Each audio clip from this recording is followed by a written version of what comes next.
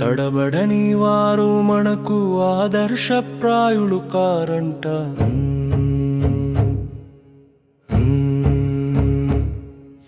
తడబడని వారు మనకు ఆదర్శప్రాయులు కారంట. తడబడని వారు మనకు ఆదర్శప్రాయులు కారంట.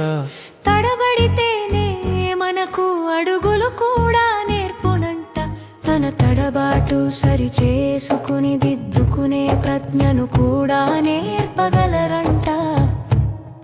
తడబడని వారు ఈ లోకముననే కానరారంట. తడబడని వారు మనకు ఆదర్శప్రాయులు కారంట. తడబడని వారు మనకు ఆదర్శప్రాయులు కారంట.